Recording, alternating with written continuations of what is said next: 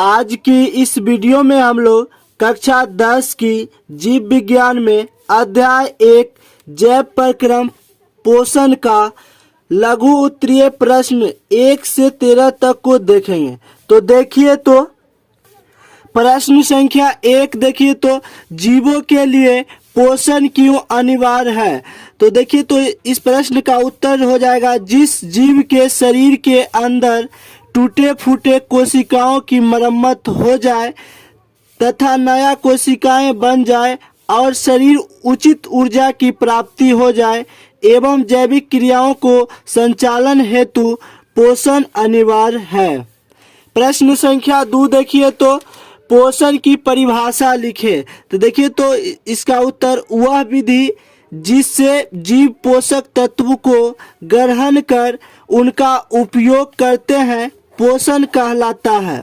प्रश्न संख्या 3 देखिए, तो स्वपोषण में किन किन परिस्थितियों का होना आवश्यक है, इसके उपोत्पाद क्या है। तो इस प्रश्न का उत्तर देखिए, तो स्वपोषण के लिए पौधों को सूर्य प्रकाश जल CO2 यानी कार्बन डाइऑक्साइड तथा क्लोरोफिल का होना बहुत आवश्यक है, क्योंकि यह पौधे के लिए कच्चे पोषक पदार्थ का काम करते हैं। इसके उपोत्पाद के रूप में ऑक्सीजन और जल यानी O2 यानी ऑक्सीजन और जल बनता है। प्रश्न संख्या 4 देखिए, तो परपोषण से आप क्या समझते हैं। तो उत्तर हो जाएगा, परपोषण वह प्रक्रिया है जिसमें जीव अपना भोजन न बनाकर दूसरे पर निर्भर रहता है या आश्रित रहता है, उसे परपोषण कहते हैं। क्वेश्चन नंबर 5 देखिए, तो मृतजीवी पोषण किसे कहते हैं। उत्तर हो जाएगा, परपोषण की वैसी विधि जिसमें जीव मरे सरे गले अवशिष्ट पदार्थों से अपना भोजन प्राप्त करते हैं मृतजीवी कहलाते हैं। क्वेश्चन नंबर 6 देखिए, तो परजीवी पोषण क्या है। उत्तर हो जाएगा, वैसे जीव जो दूसरे प्राणी के संपर्क में रहकर उससे अपना भोजन प्राप्त करते हैं उसे परजीवी पोषण कहते हैं।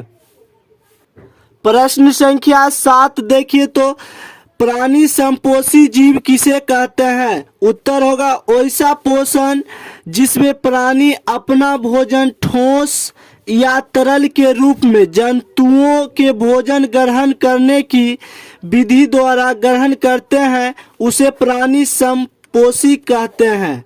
प्रश्न संख्या 8 देखिए, तो प्रकाश संश्लेषण से आप क्या समझते हैं।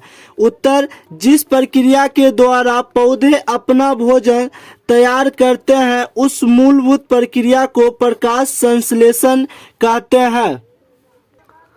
प्रश्न संख्या 9 पत्तियों को प्रकाश संश्लेषी अंग क्यों कहा जाता है। उत्तर, पौधों में पत्ती ही वह विशेष अंग है जिसमें क्लोरोफिल प्रचुर मात्रा में पाया जाता है और जाइलम और फ्लोएम पत्ती में कुछ ज्यादा ही सक्रिय यानी एक्टिव रहते हैं। इसी कारण पत्तियों को प्रकाश संश्लेषण अंग कहा जाता है। प्रश्न संख्या 10 भोजन के पाचन से आप क्या समझते हैं। उत्तर, जब जीव भोजन करता है तब शरीर के अंदर जाकर विभिन्न प्रकार के एंजाइम की सहायता से छोटे छोटे टुकड़ों में विखंडित मतलब बांटना विखंडित हो जाता है और उसको कायम जैसा बना देता है, फिर चायल बनता है। इस प्रकार से भोजन की पचने की क्रिया को भोजन का पाचन कहा जाता है। प्रश्न संख्या 11 देखिए, तो मनुष्य के मुख गुहा में कितनी जोड़ी लाल ग्रंथियां पाई जाती है, उनके नाम लिखे। मनुष्य के मुख गुहा में 3 जोड़ी लाल ग्रंथियां पाई जाती है। पहला हो जाएगा पैरोटिड ग्रंथि, उसके बाद है दूसरा हो जाएगा सब मेंडुबुलर, उसके बाद तीसरा हो जाएगा सब लिंगुअल ग्रंथि। अब देखिए, तो प्रश्न संख्या 12 मनुष्य के आमाशय को कितने भागों में बांटा गया है, उनके नाम लिखे। तो उत्तर देखिए, तो मनुष्य के आमाशय को 3 भागों में बांटा गया है। पहला हो जाएगा कार्डियक, दूसरा हो जाएगा पाइलोरिक, तीसरा हो जाएगा फुंडिक।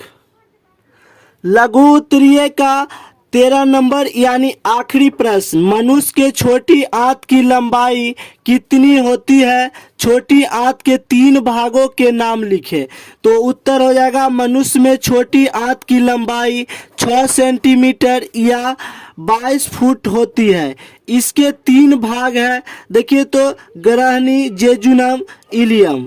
3 हो गया। इसी के साथ लघु उत्तरीय प्रश्न समाप्त हुआ। अब हम लोग नेक्स्ट वीडियो में दीर्घ उत्तरीय प्रश्न को देखेंगे।